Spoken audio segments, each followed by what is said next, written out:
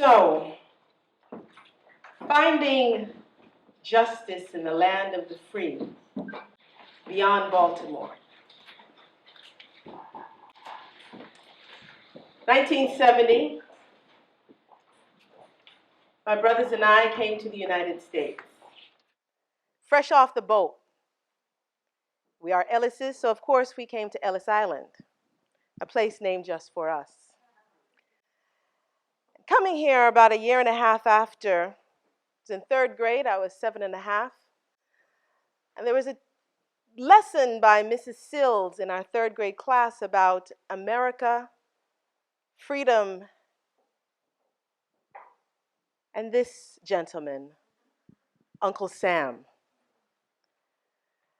So she goes on to talk about Uncle Sam, and as a nice, dutiful little girl, I raised my hand and I said, Mrs. Sills, I don't have an Uncle Sam.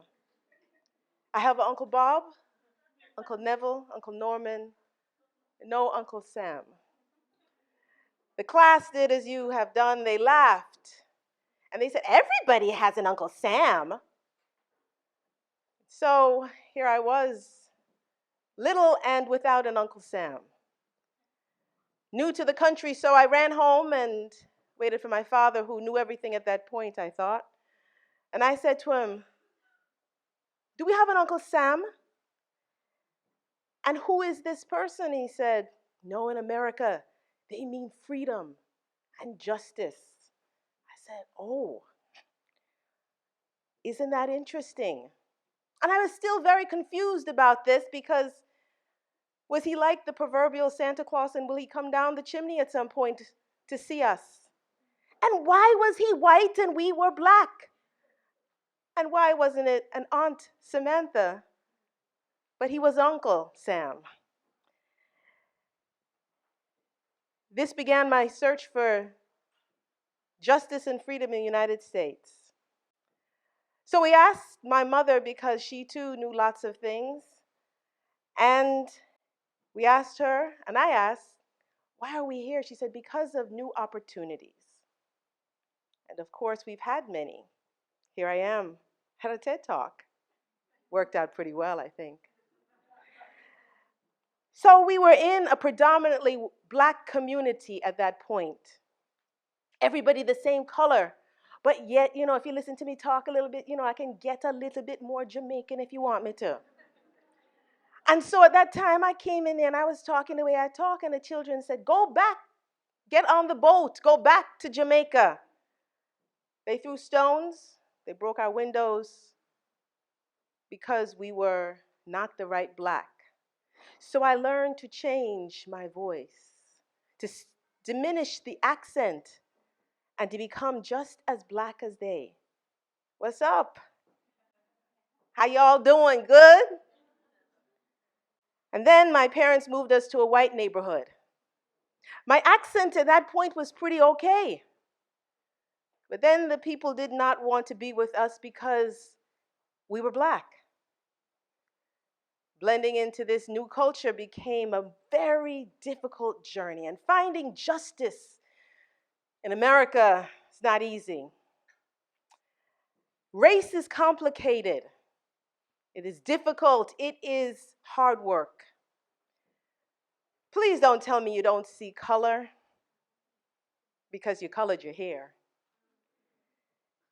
Please tell me what you're saying is that you are trying to work with me in spite of my color. See my color for all that it is, but don't say you do not see who I am.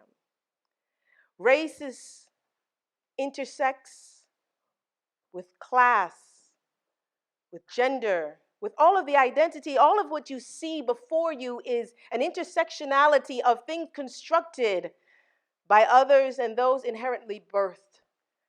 Some you change with your permanent hair color for just 6 weeks, and some you have forever.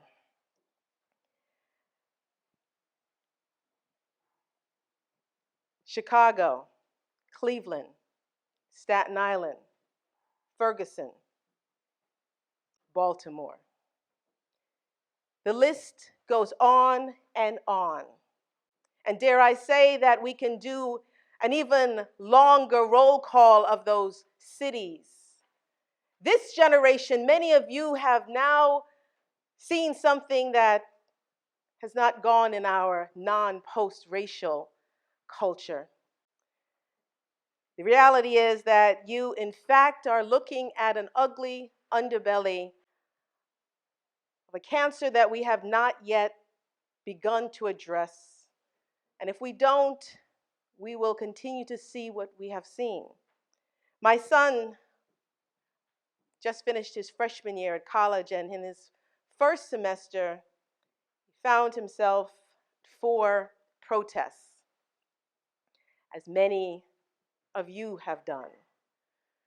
Die-ins and stopping traffic, with the hope that we would put collective voice and action to the disproportional impact of what is happening to brown lives, men and women.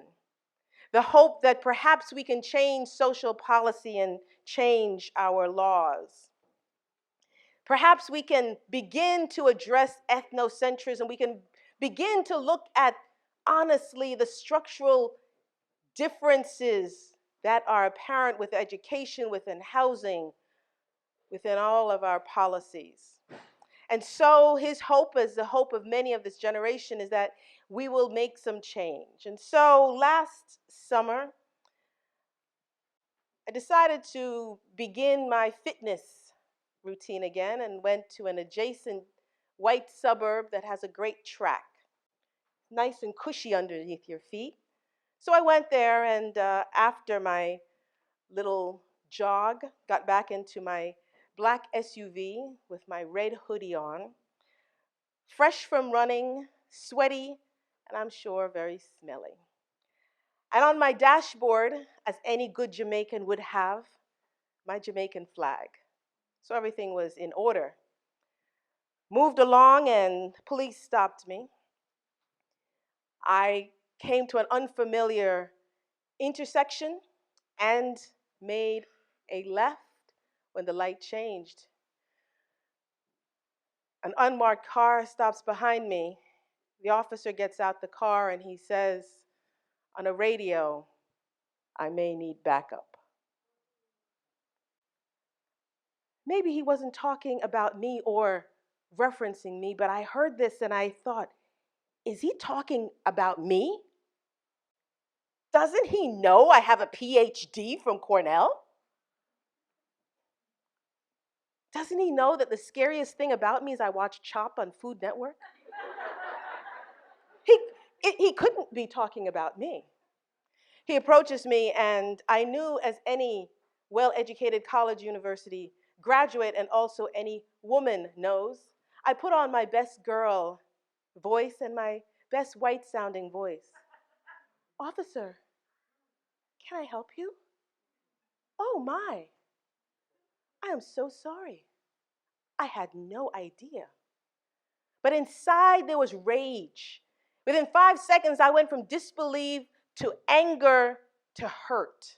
I wanted to cry, I wanted to scream, I wanted to do all those things because what he saw checked off the racial criminal box, I guess.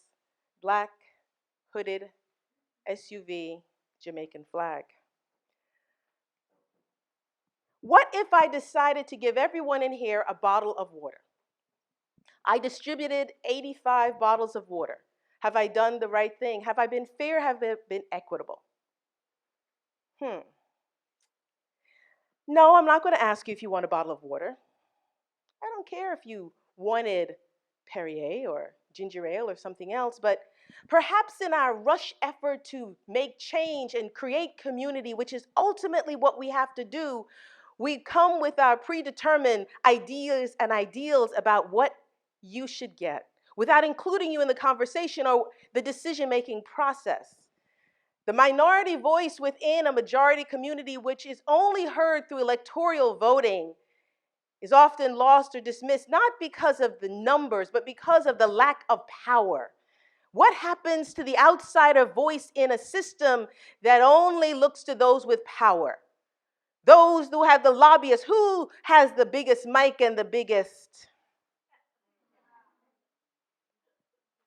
maybe those without have the biggest amount of power. But you would never know unless you take the time to ask and you take the time to find out. So last winter we had a lot of snow. I'm a mother of 2 sons, my husband and I, and we live in an urban community. Every day I think about my 19 and 16-year-old, whether they're in an urban all black community or predominantly white community. As a mother, that is my reality.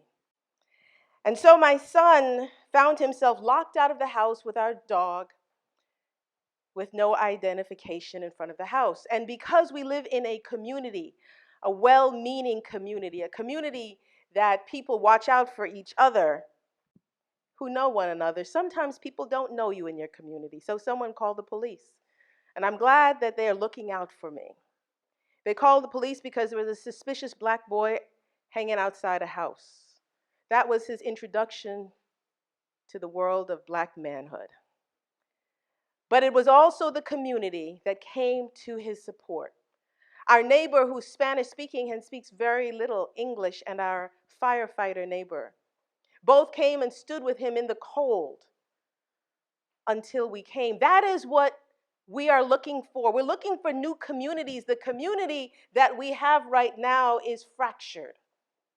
I'm not talking about people who go into communities as do-gooders. We don't need any do-gooders. People with agendas, people who come in and know it all with these very, very high pious ideals. We need people who are going to serve, people who are going to be participants in the conversation. Someone said to me recently, they wanted to be engaged in the solutions for Baltimore, but they didn't know what to do because they were white. I say to you, Baltimore is right outside this door. Wherever you find poor people, wherever you find disenfranchised people, your work begins there. It is about the community that you have. Community is created by authentic relationships, about being able to know the neighbor. You do not have to speak the language to understand that that is my boy, that is my son. And I will get out of the house and stand with you until your mother comes. You don't have to look across the desert to find how to be a good citizen. Maybe it's right there on your block. It's not so sexy because it's not on CNN. But guess what? That is where the work begins. That is where the conversation happens, because 1967, 1992, 2014, these are dates and times that will continue to happen unless we as Americans, we the people, not us and them, but we the collective one, the people who stand together in solidarity to say that we will take the discrimination, the disenfranchised, the name calling, the others, no more. My strength lies not in those who look like me, but those who work with me. My strength lies in not looking for Uncle Sam's, but creating uncles and aunties and cousins and communities made up of all of you. See me, all of me. Don't turn away from me. And my responsibility is to equally see you. Our ism is not just the place that we stand. We have a responsibility to work across those divides. As we prepare for another election, let us not get caught up in what is told to us. Let us be truly engaged to do this work, because we, the people, look so good from where I stand. God bless you, and thank you.